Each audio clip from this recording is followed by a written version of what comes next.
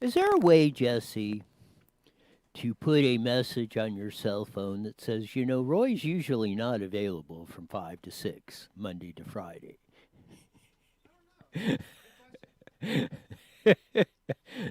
I mean, with all this technology stuff that's going on, and everybody fruitcakes about how great all this stuff is, and yada boom bang boom bomb. Well, why can't you just say when it comes to 5 o'clock? Because inevitably, people. I mean, they must wait all day, and then let's ding Roy at his number between 5 and 6 on Monday to Friday because we know he's work on that. Maybe we'll develop a new app. I didn't get no reaction out of the producer on that. Here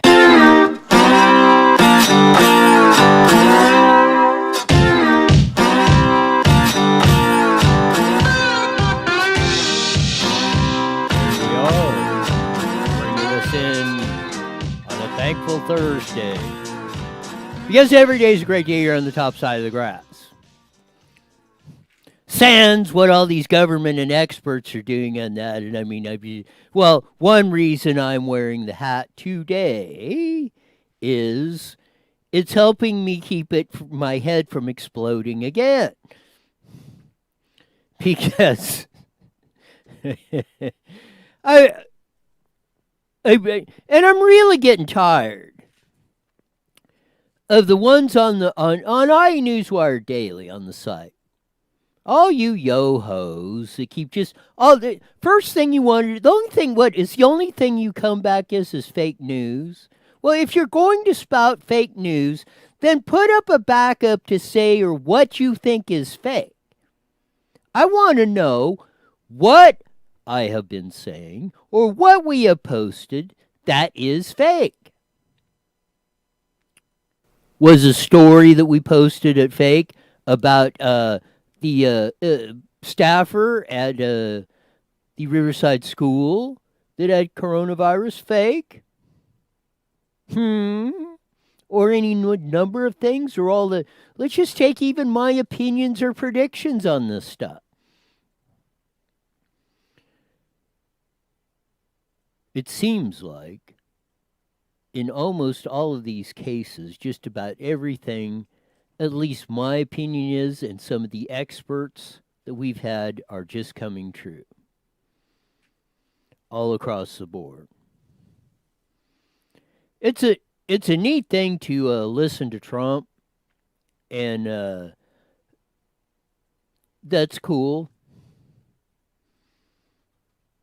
But all you fake news artists, left to center, liberals, Democrats. How about a guy named Andrew Cuomo? One in a long line of the Cuomo dynasties. He's now the governor of New York. His dad was governor of New York. What, about 20, 30 years? I used to hear Mario, and these guys, and I got to give it to them. The Cuomos are great articulators. They can, they're great. His dad, Mario, when he was governor, man, he could flat lay the rhetoric down like nobody's business. The kid's pretty good too. And I guess the other one, Chris or whatever, is a news reporter or something on the line going back and forth. But how do you go from one day, the coronavirus is going to kill us all, to, we may be overreacting to this just a tad, or maybe just more than a tad, or maybe we should be getting this country back to work.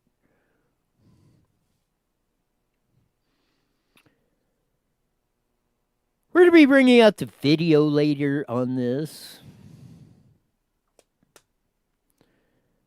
But, as we've said, facts not fear. That's what we bring you every day. We've been posting the live press conference, not only of Andrew Cuomo, we put Trump's press conference today.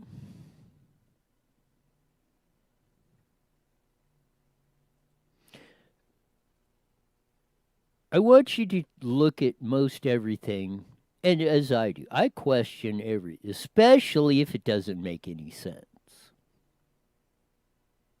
When you start hearing dire predictions that, this is going to kill half the world's population or a million deaths or da da da da da da da da da. There's the old adage, I think it was Mark Twain. Figures never lie, but liars figure. 2 and 2 is always going to add up to 4. But you can take numbers and twist them 9,042 ways. You could take that 2 and 2 plus 4, projected it out at this, and it does this, and, Harry touches Sally, touches Juanita, on down the line, and pretty soon, half the world's population is wiped out in a week. You could put a model together like that. Now, you don't put the statistical probability of that happening, which was about which was even less of a percentage.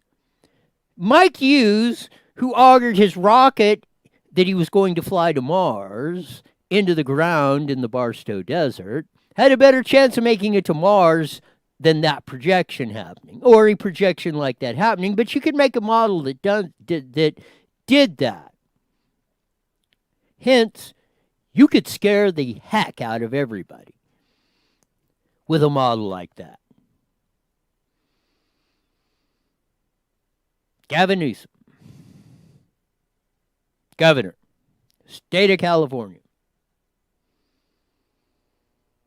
When he was doing the lockdown of California and stay at home and social distancing and all this other felonious noise, 25 million people could be infected of that. Well, of the 40 million Californians could have coronavirus. Oh.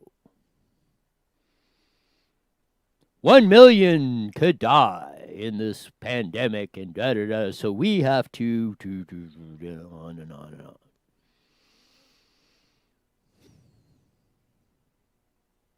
Now, we're not saying that there wasn't cause to be concerned. We're not saying that in certain cases, people at a very high risk of dying of this, which it does. It seems to be if you have underlying health conditions, especially if you're elderly, man, this thing has a lot higher death potential rate than the normal flu. But that is and not that we're making light of any deaths, but, your normal flu kills about 1 or 2/10 of population or those who get it. This is getting close to 5 or 6/10 per se. So you could say it's 5 times more deadly than the normal flu, which would be correct.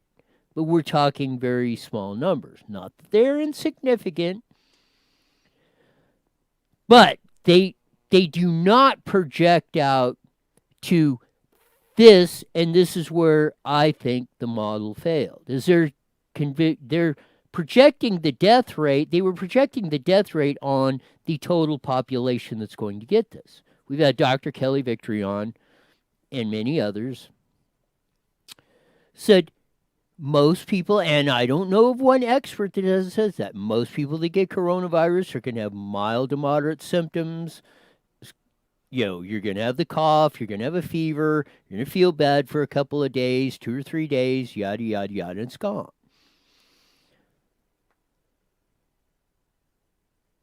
Now, to project a 1% or whatever death rate on that, the sawed-off guy, Fiducci, or whatever the heck his name is, he said it was either him or Dr. Birx. Said, the projections of the British researcher, and we'll get into that later, the one that said 250,000 were going to die in Britain and over 2.2 million in the United States on that, just back those predictions way off that. Dr. Birx, I think it was either Birx or Fiducci, said, man, the projections are way off. to compare to the real world of what we're seeing today and what we've been studying. And man, we've been on this, and they've been on this stuff for the last month, especially in the United States, like white on rice.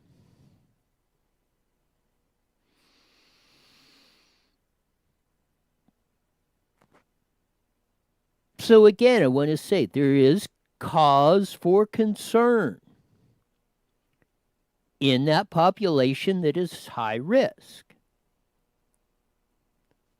But what you don't do is flip it down and do that, because something the sawed-off guy said was, we're looking at this coming back around. He said, back to the 1918 flu epidemic that killed, 75 million people and did wipe out 10% of the population or whatever that was. It started off nothing. Then when it came around the second time, boom, she's a real mean deal coming down the pipe. And that's what you got to watch for. And sometimes if we control it, this would be my question. This is a question, not a statement. But we're doing the social distancing and maybe it doesn't spread like it normally does, yada, yada, yada, because all these measures. Is that the potential because not as many people have been infected by it? And they said, once you've got it, from what my understanding of it, you're immune to it. It's not coming back. And he said, what we're studying is once you've had it, you're pretty much immune to this thing, for as far as we can see in the future.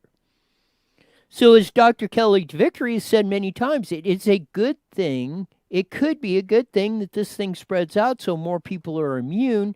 So when this comes back on the flip side, if it does come back in the next flu season, which usually goes from late fall into early spring because viruses survive mostly in the cold, the heat kills off viruses. So they don't survive very well in the heat. That's why you don't see a big flu season or in the summertime. So he said, what we're looking at is down the road of preventing this. So, we got all this stuff rocking and rolling and all this stuff, and we're going to cover that. We're going to have Eddie George on here in a minute. We're going to have Melissa Ann Murray coming on after the top of the hour, or after the bottom of the hour.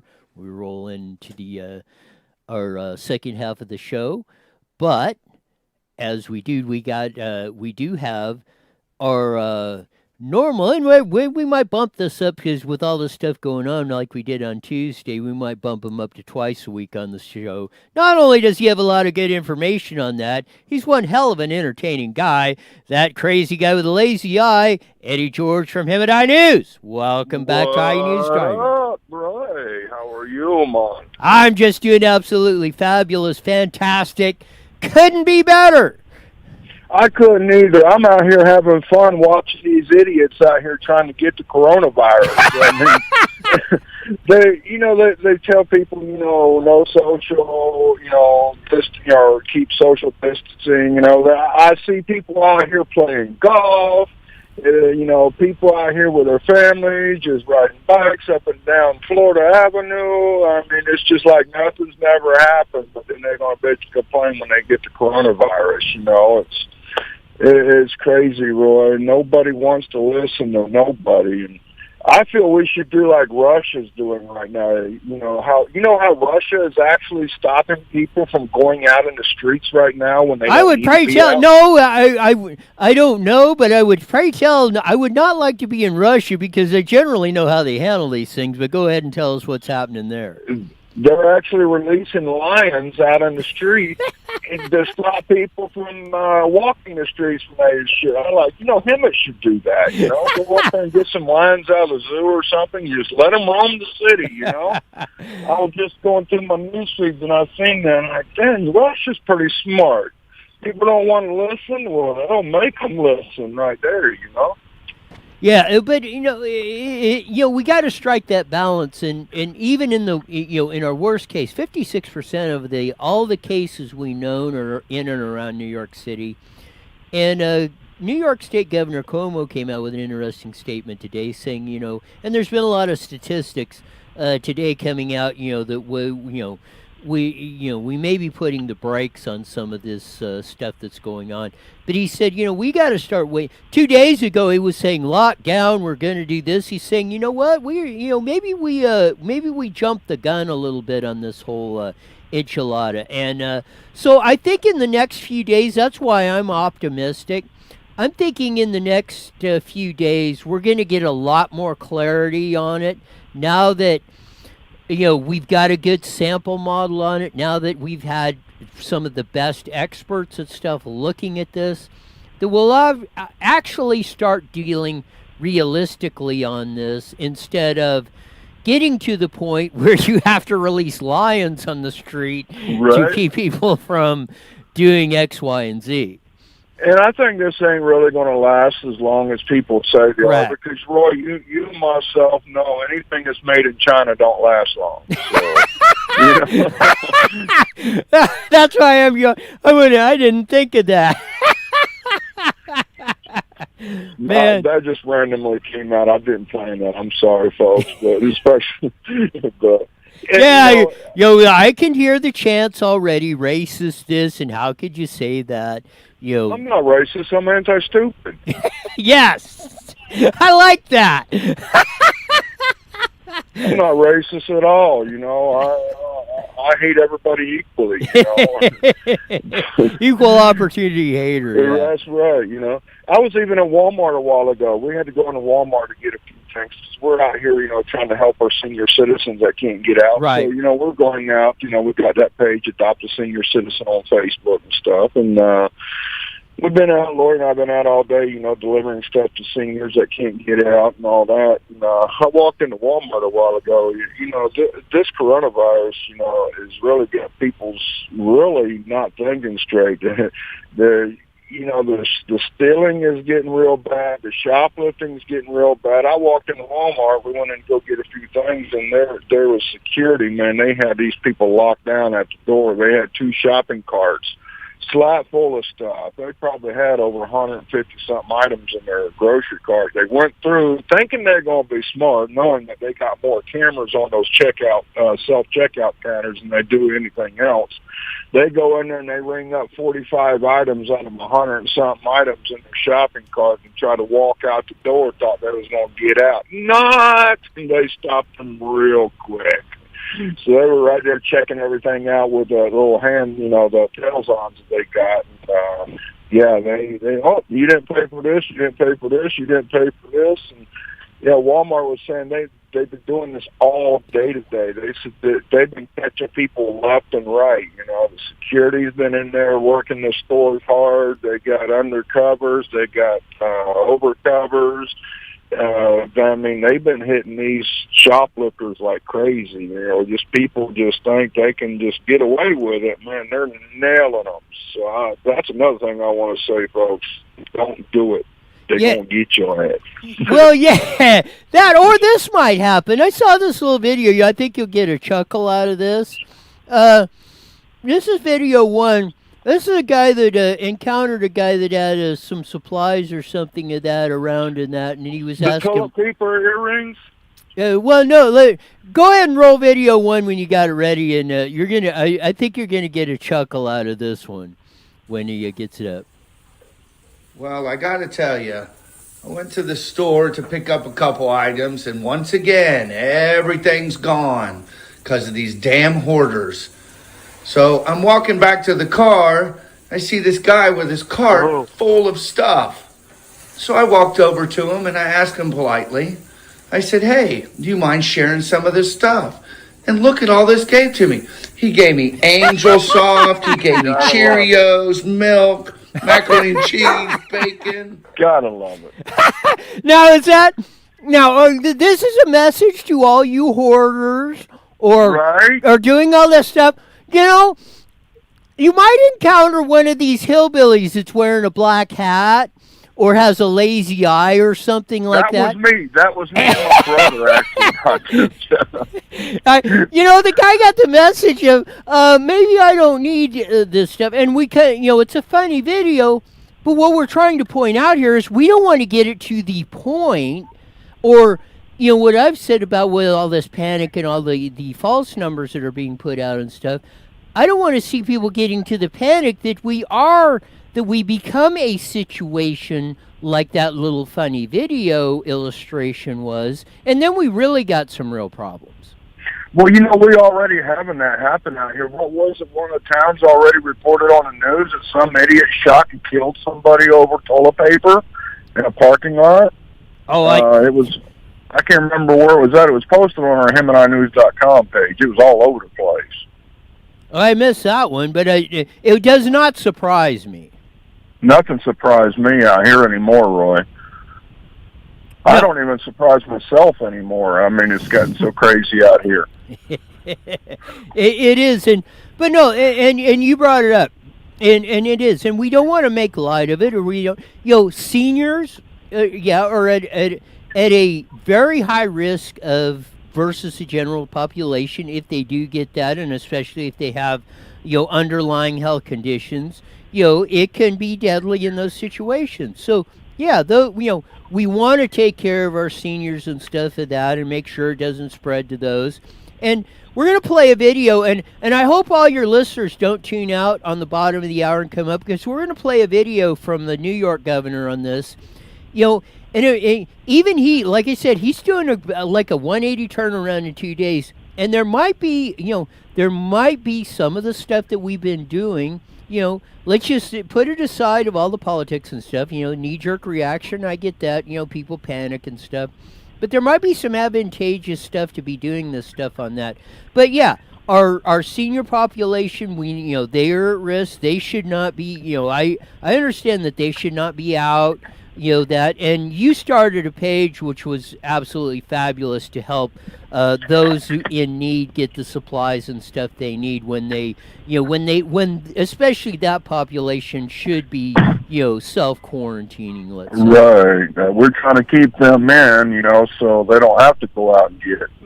It's been very great. I love it, Roy. I actually see this community coming together and actually helping these seniors. I was amazed that so many people just jumped right in and took action and started answering seniors and going out and giving them stuff. I mean, it's amazing. We do have good people in our community, finally. Yes, and that's what we should be focusing on of all the stuff. And I do believe with the stuff that, not only from the Trump administration, but like I say, from the New York governor, where this is the worst in the United States, that, like I said, 56% of the cases are all right around New York City right now. So, and they are figuring it out, and I think we're going to be turning the corner on this whole thing real soon, and we'll be getting back to, as close as we can, back to normal operations and on this stuff much sooner than later, which is why I'm on the part of some of the misinformation and stuff makes my head spin. But now that I'm starting to see signs or light at the end of the tunnel where, everybody's kind of saying, hey, yeah, this is what it is, and this is what we need to do. Now let's get after it, and let's get it done. That's right. Stay inside until you really have to go out. And that's that order, and like I say, the national order is going to be it's down to the 4-day count. We're in day 11 of the national recommendation to stay at home, and we'll see how this all plays out on the old meter. But I'm impressed. I'm impressed with some of the things that it is, and I really am in this situation. I haven't seen like the funny little video that we played a couple minutes ago. I'm glad we haven't, other than the one you reported of somebody getting shot down for over toilet paper, if that's the case, or right. But we really haven't seen a lot of the absolute crazy stuff coming on, other than and the shoplifting thing has been kind of a thing, since for a long time over public policy, and that's a debate for another day. But maybe it's going to take something like this, or maybe it's going to take something like this to kind of shine some light on some of these underlying causes that we need to work on too, also. And I hope that's something that comes out of this. I hope so. I mean, as people, they got to come to their senses sooner or later, and probably going to be later than sooner, but you know how that is. Lori also sent you another video too. Did you get that? Oh yeah, play the one with the tanks. That was I got an interesting story about that. Yeah, play the video. This was in downtown L.A. I think, or around the L.A. area, I believe. Somebody took a neat little video of 43,000 Army tanks coming. I mean, you know, this train as long as you can see of Army tanks coming in. Now I will tell you, they want to yell martial law's coming, martial law's coming. It's not martial law, idiots out there. Let me tell you, these military people has been assigned to come out to help deliver food, help sanitization. They're not going to come in and take your guns and take your food and take your wife and take your kids and take your freedom and all that, folks. If you read between the lines, they're out here to help, not out here to hurt people. You know, as I see this every day on our pages, I quit approving. I won't approve them because people are jumping the gun and panicking, talking about martial law sure coming. No, they're not, folks. There's not even tanks. Those are the lower grade from tanks. They got wheels on them. You know, they're not tanks. They're coming out there to help assist. You know, people that need to be delivered, you know, they're helping the seniors and stuff. And every time people see a military gear, they automatically think, martial law's coming, you know? Yeah, and I was going to say that because, I mean, I grew up in, you know, Edgemont, Sunnymead, Merino Valley of that, you know, from the 60s on. And back when March was a big SAC base, I mean, that scene was like I mean, you had stuff driving around, airplanes flying 24/7, you know, trucks, and it was like a normal cause of business, and that was. But what I think feeds the fear on this, and something that concerns me, and you covered it, was L.A. County Sheriff, which I think he's backed up on. But the other day, he closed all the gun stores saying non-essential business. That's what I'm saying. Some of our public officials have done some dumb things or said some dumb things or made some dumb actions that feeds this kind of stuff. So when something really is not something to be concerned about, people start running with it. Exactly. They do. And I really feel guns are essential because that's going to get where you can't go out and buy food. Well, at least you can go out in the woods and shoot you a rabbit or, you know, a deer or something to eat with. So either that or shoot some idiot that's breaking in your house to steal your food. So, yeah, I think guns are essential. Or as that little video demonstrated, the guy with his basket piled, you know, clear up taller than him, pushing it out to. I don't think. Hey, I think look at all the stuff that this guy gave me. Right? Yeah, I seen that, Roy. I started laughing. I'm like, you know what? We gotta play this on the show. You know. I mean that was hilarious, but no. It's you know, again, sometimes it's two things. It's that, and I'm going to just say this and give you about a minute to wrap it up.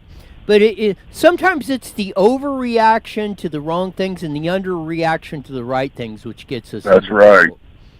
You couldn't have said it no better, Roy. Wow. I think the words right out of yes. I think we got a sound bite in that there somewhere. Well, we can edit it right. We probably do. Yeah, I'll have to work on that one for you. Got about a minute left. Anything else you want to get out for the fine folks all across the Inland Empire and the world?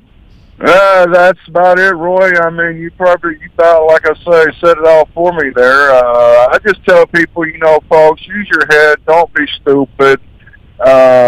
Use common sense. You know, you'll survive this stuff.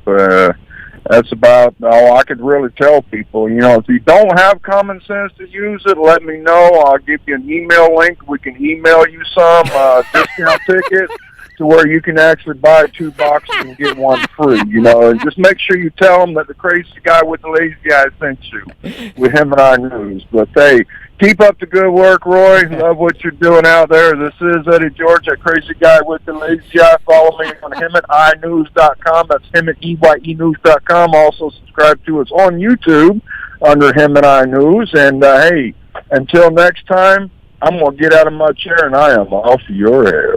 There you go. That's why we have Eddie on. If nothing else, he makes me crack up. I hope he does that. It's absolutely great rendition. Yeah, a lot of the stuff, I've said that, and I'm glad he picked up on that, because it is. It's the overreaction on the wrong stuff and underreaction on the stuff that we should be paying attention, which gets us into some of these fine messes, or makes things much worse. 1 minute on that. We're going to be coming back on that. We're going to play the video of the press conference from New York Governor Andrew Cuomo on that, doing the about 180 from what he's been saying the past few days on that. And actually, again, sounding realistic. And that's going to be a classic, one of these little sayings of mine of the overreaction, underreaction part, and 30 seconds. Why these guys, and why you need to ask these questions, and why we bring the information out we do on the show, because we want to make sure we got everything covered, and we want to make sure we're giving you, like we say, the facts, not fear, on this stuff. And all right, guys, here we go. KMET1490am.com and download your free phone app today. IE Newswire Daily is on the air. The following is a paid program. Views and claims expressed, those of the producer, are not by this station. Opinions expressed are not necessarily those of videos.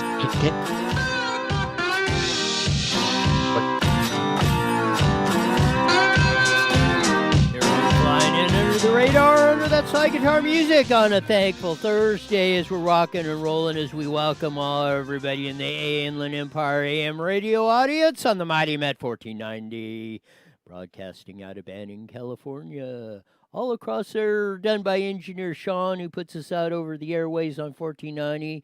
Producer extraordinaire Jesse, who pushes all the buttons here at our Toyota San Bernardino recording studios, which are still open. Toyota San Bernardino, Subaru San Bernardino, I-10, Toyota, and Indio are still open.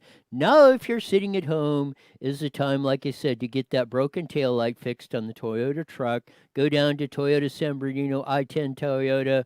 If your Subaru needs an oil change or servicing, take it over to Subaru San Bernardino. They'll fix you up right now while you have some downtime to figure out all this stuff while we get our politicians' heads straight on this stuff. Few things, and we're going to have Melissa and Murray on here in about 5 or 6 minutes coming up on the deal. Big breaking news today. Professor Neil Ferguson, the UK professor who said 250,000 could die in Britain, 2.2 million in the United States over coronavirus. Just revised those figures. Hasn't revised the U.S. figure yet, but he dropped the UK figure from 250,000 to maybe 20,000 deaths. Really? Dr. Deborah Birx, who was at the press conference with President Trump about a couple hours ago, said, we now have enough information. We now have real-world data. The predictions that have been, and the models have all been way off, and they have wildly overestimated the amount of deaths that would be going through. By the projections, Italy, if I understood what she said right, would be at 400,000 now, not 4,000. Again, that's why we've had Dr. Kelly Victory on and others talking about this. The Stanford professors that did the op-ed piece in the Wall Street Journal. They're doctors. They have taught and are teaching you, your kids, or the doctors that are practicing now and the future doctors. You're saying, wait a minute. We got to look at this. Something ain't right. The data does not, the evidence does not supply the data that's been going around. He said maybe it's time to look at getting us back to work. Was even seeing that with Fatucci or whatever, the sawed-off guy, as I called him, on that. Deborah Burks, which was kind of, that. Fauci or whatever his heck his name is, a couple of days ago saying, we might have to keep this going down for 6 more weeks and yada, yada, yada. Man, he was backing up on that a lot.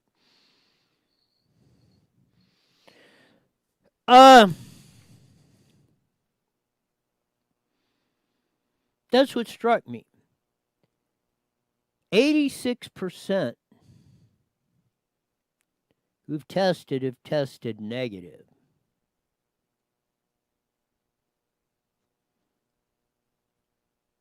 Which you got to watch for, and Fatucci said it, or whatever the heck his name is.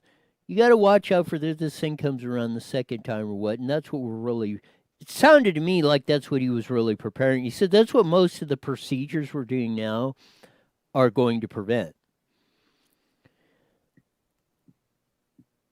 Because it's like when the Black Plague or 1918 or the big flu that killed 75 million people. The first flu epidemic was like nothing. The second one come back dangerous. But they said this, if I understand them right, they said this virus does not mutate or get stronger or whatever. Basically, once you get the immunity or you've had it, you've been exposed to it, you're basically immune to it. So that's very good news of that, as far as it doesn't look like it replicates or tries to get stronger, or that it does look like, according to what I'm understanding, that it does not. It's kind of, in that sense, it's kind of like a regular flu. Once you get it, if you get it, you're immune to it. You don't have to worry about it. And he said that looks like, as long as we can see out, that looks like to be the case. So that bodes well to saying, well, this thing might not come back stronger on that, but you want to prevent it from coming back on the flip side or the next flu season or doing any harm like that. We're going to play some clips from New York Governor Andrew Cuomo, who just a couple of days ago was saying, man, we got to lock this down, quarantine. 56% of all the cases are right around New York City. Ground zero for this. He was saying, lockdown, we got this emergency. The feds weren't sending us masks, and we heard the whole rigmarole of that, and da-da-da. This is from the UK Mail. Start video 1, play the first. This is the first question, or a question at the press conference today with New York Governor Andrew Cuomo today, addressing a reporter's question about when are we going to get back to work? When are we going to get back to work? Days ago, you mentioned getting people back to work, and we have to start thinking about that. Do you have a plan for that now, or is that still something that you're working out? It's something the nation is working out, something that we're working through. And I think the smartest way forward is a modified public health strategy that dovetails and complements a get back to work strategy, right? What we did was... Yeah, there you go. We got to start looking at doing a modified health strategy going on. Whoa, wait a minute. 2 days ago, you were predicting Armageddon in Gotham. We got to lock this down. Nowhere. We're gonna use up every hospital bed. We need 100,000 hospital beds. Blah blah blah blah blah. Mind you, again, I'm gonna remind you that statistic: 56% of all the cases that we know of in the United States are coming in the 4 counties that comprise the greater area of New York City, which is about 10 or so million population. This is a ground center, epicenter of where this is concentrated in that. Probably happens to be where we have some of the biggest Chinese immigration coming in, but we'll get into that later. I'm going, wow. If there's been a bigger 180 turn on something ever since that, I've never seen it. But we haven't had her on in a while. But she's back. She's on politicalvanguard.com. You can see her on Twitter at Says Missy, across a lot of radio, TV stations and that. But most importantly, she's back on IE Newswire Daily. Melissa Ann Murray, welcome back to the show. Hey, Roy, it's good to be back. I played that first part of the clip, and we're going to go through some of the others, and I don't know if you heard it. But Andrew Cuomo today at a press conference responding to a question from a reporter asking, should we start looking at getting us back to work? He's indicating, yeah, we maybe should start looking at that. What's your response? We are looking at that. That's the balance that we're trying to do here. It's interesting that you talked about all the counties that aren't doing well. There aren't that many in the United States. And why are we restricting the entire United States when it really is just a handful of counties that we're having the real issue with? No, exactly. I mean, 4 counties all around New York City are 56% of all the cases we've known on that. Start the rest of the clip here on that. This is the next response by Cuomo on the question of when is New York going to get back to work on that. We closed everything down. That was our public health strategy. Just close everything. All businesses, all workers, young people, old people, short people, tall people, every school, close everything. If you rethought that or had time to analyze that public health strategy, I don't know that you would say quarantine everyone. I don't even know that that was the best public health policy. Young Stop people, right there. Whoa. Yeah. I mean, again, like I said, I don't know if I've seen a bigger 180 turn that quickly on something like this of the consequences that are going on. I mean, American economy, 3 million plus in 1 week on unemployment, $2 trillion stimulus bill, everybody in a quandary and not knowing what the heck is going on. And you're saying, well, maybe we made a mistake. Well, interesting. Is he talking to the Democrat Party? Because they're not saying that. They want to keep everything shut down forever. I do think that it was, the president had so much information, and he had to make a decision on that information. And I think that he made the right choice, and I'll tell you why. These states, as we're seeing, are not prepared for disasters. I'm not talking about a pandemic, just a disaster. They're low stockpiling, including Cuomo, who should have gotten 16,000 ventilators, 5 years ago, and chose to do other things with his money. I mean, the governors are not prepared for disasters. And when we were getting the information initially at the death rates, it was very alarming. And so based on that information, based on the fact that so few governors were prepared for this, I think we have made the right strategy, and we're giving America time to equip themselves for this disease. Now, how much do we have to equip? We don't know yet, because we're learning how to extinguish this virus. And now they're bringing back plasma as an alternative and saying, wow, we have this new thing. Well, it's not new. In 1918, they used it to combat the Spanish flu. Why haven't we started this already? We didn't have the FDA micromanaging everything before. If it works, we need to give people that option right now to try it. And I think that as we are now developing strategies to combat the disease and have more supplies in place, it's time to get America back working again. I just think, go ahead. Well, I just think it's interesting, Cuomo saying this when the talking point, he's missing the talking points of the Democrat Party, who are saying, oh, we've got to shut everything down forever until we make sure it's completely extinguished. I don't think there's any way of completely extinguishing everything that comes our way. I do think that we have to make the best decisions at any given time, and I think we've done that.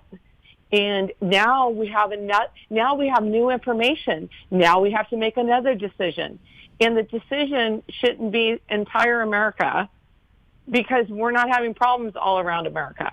We're having problems in hot, I call them red hot counties, and they're the ones that need to be locked down, quarantined, until we get more advanced in terms of dealing with the disease.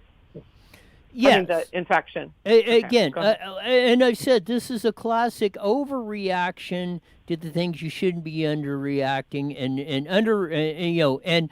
underreacting to the important stuff. The CDC, when this first off, said, "Oh, nothing's going on, nothing to worry." So Trump's like, "Oh, well, nothing," and then all of a sudden, "Oh, well, we got a crisis," and then we knee-jerk overreaction to it. Now we're throwing the economy into peril and everything else of that. And again, I mean, I would be broadcasting if I was Trump. If I was on his team, I would have been playing the Mario, or I mean well, that was his dad, but I would be playing the Andrew Cuomo statement earlier in the day and saying, now, I mean, sometimes some of the stuff they do surprises me too. I mean, if I was running that deal, if I was president, that's what I'd do. I said, you know what? The first question that got back to it when they asked, do we need to go back to work? I would have prefaced it, Gotham City's where ground zero is this. Listen to what Governor Andrew Cuomo just said today. And I would have played the clip. And we need to replay it over and over and over again. And the other thing that people are missing is, you need money to fight this war on this disease, on this virus. And so I just don't, people don't understand. It takes money to combat these things. And so if you stop working indefinitely until it's extinguished, we won't have the money to combat it. All these gowns, all these masks, all the actual plasma, the malaria drug, all these cost money, and it takes doctors to administer it. And we can get a handle on it, but we need money to get a handle on it. And so how do we get money? We have to go back to work. And so in a responsible way. And that's coming soon. America's going back to work. I don't say that every county is going to be equal. I did hear that they're going to have 3 or 4 different levels of each county assessed. And your ability to do your job, interact, will be based on whatever code red you're under, or whatever they're going to call it. And that makes sense to me. But locking down everywhere, I mean, it's not, what it will do is it will take away from the money that we can use to fight the virus itself. How do you build the finest healthcare system the world has ever seen? It's called green dollar bills. And if your economic system is not the number one, as the United States is the number one economic power in the history of the world. Yeah. If you do not have, like this, if you don't have money, resources to do it, that is the difference between your quality of life and, more importantly, your determination between survival and not. And that is what the overall thing is important about this. And not that it doesn't get lost, I just don't think it gets emphasized enough. And like I have said, by the knee-jerk overreaction to the underreaction with what started, then we weren't looking at the long-term effects of what you were putting into place. And now I'm seeing that starting to come back, which is giving me, like I said earlier, a little light at the end of the tunnel, that everybody is really starting to focus in on what we really need to do on all fronts. Exactly, and I'm encouraged actually by Cuomo coming around today. Yeah, so I mean, I was really encouraged because they did in New York had a 40% increase in hospitalizations today, but they had the capacity ready, and so this has given him time. Now looking back, you think, well, now that we know more about the disease, yes, we should have gone county by county, maybe from the beginning instead of a blanket statement. But remember, we're dealing with information at this given time. Now we have new information. Now we can handle it more wise given this information. And if people don't understand that you need money to combat anything in healthcare, let me tell you, I had a son who lived for 25 years, and I combated everything to give him the best he could have, and that took money. Okay, to go to the best medical facility, every treatment cost me out of pocket over $1,000 per month at times. People have no idea. Let me tell you, the cost of really good health care is a lot. Okay? And having good nutrition and having organic food that everybody wants. All this thing takes a good economy. Do you think in bad economies they're worried about whether they have organic or not? No. They just need to eat.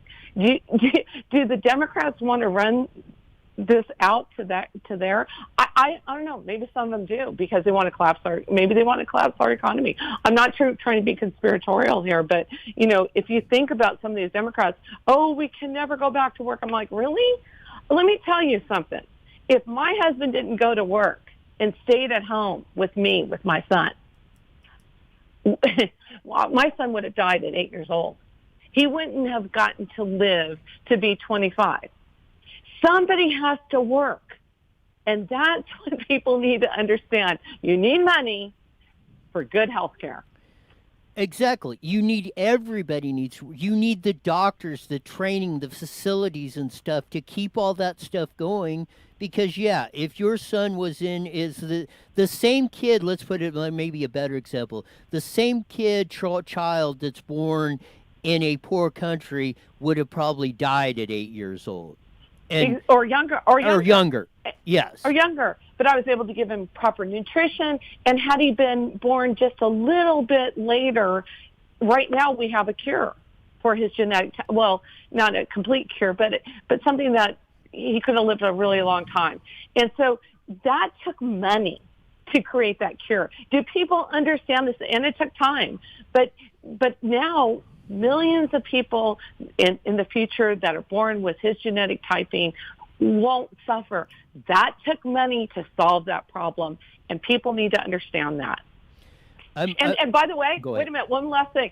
You know what? I say to all the Bernie Sanders people and all the people that love Europe, we are having more success. Do you see? Our healthcare system is more successful. I just have to say that. Yes. So they can all just shut up. That came from Melissa and Murray, by the way, not Roy, although I echo that same, and I say it all the time. No, and I'm going to play, I haven't played it in a while, but I'm going to play the clip from the Phil Donahue show where on the Milton Friedman on greed. And people, when I say this about economy, your quality of life depends on the income you have, not only yours, but your society's. And, how heartless and you're greedy and all that. No. It is an absolute fact. Your personal experience that you relayed, if that doesn't stamp it, I don't know what does. But if, again, and like I say, even they built on the blocks of the stuff they learned off of your son doing that and stuff, and the next generation coming up are going to have a longer life expectancy. Yeah. And that's how you do it. You do it on an ever-growing, expanding economy that can provide that. That's 100%. You've got it, Roy. I mean, that, and I have lived it. And so I know what it takes, and it takes us going back to work to defeat this, to win this war. That's what it takes. I wholeheartedly agree, because if we crawl in the hole, not only that is not going to eat us up. It's going to be everything else if we do this of doing this and again, some people ask, why do you do all this stuff, or why do you go and speak at city council meetings, or why do you pontificate or yell on the radio? And I say, I'm not yelling, I can't hear, but or act like a crazy person on this, or come with the passion of it. This is why I don't want to. Like I said, I don't want to be the generation that lost all this, and that's my thought. I give you about a minute to wrap it up. Yes, if we don't fight this on an economic front, and when people go back to work, they're fighting for the health and safety of this nation. It's part of the fight.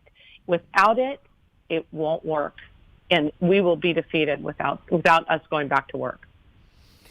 Thanks a lot, Melissa, for being on the show, and especially thank you for sharing that personal story, because I know that you had a really rough time with that, like anybody would, and I know it. But it's a story that really needs to be told, and I'm glad you told it. Thank you, Roy. You got it. We'll do it again next time. Okay. There you go. And I mean.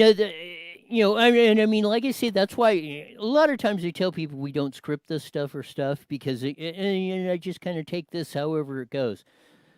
But I really want to emphasize that, and I couldn't have articulated it any way like somebody like Melissa Ann Murray, because she lived it, and what she's saying is exactly correct. If you don't, it is not being greedy. When you Trump or the billionaires or whatever, people say, oh, that or Bernie Sanders, you shouldn't make over $250,000. Why do you have to have this or stuff? That is the kind of stuff that provides the technology, the brains, the education system, and everything else. It provides the cell phone that you have, the medical facilities, everything else, the grocery stores, the supply chain, the truck drivers, and everything else that are getting you that product, or that toilet, everything from toilet to tampons you yo-hos are hoarding. I'm going to choke on myself together. But no, it's crazy sometimes. And I'm not. As we're going to have to play the Milton Friedman clip again, because he totally destroys Phil Donahue's question of which was the same thing of that, oh, you're greedy or that, why do you need or that, and as Milton Friedman in like 2 minutes, as he so eloquently has done many, many times, destroys that. Not only do you need to read that clip, I said it, in every education, they should be made to watch and study the 12 hours of Free to Choose, the series that Milton Friedman done. You watch that, and it will totally change your outlook on most everything. We will be back tomorrow on Fast Friday. Hopefully Stephanie will come in, and we'll cover all the news and views with the fun and flair that only we can. See ya.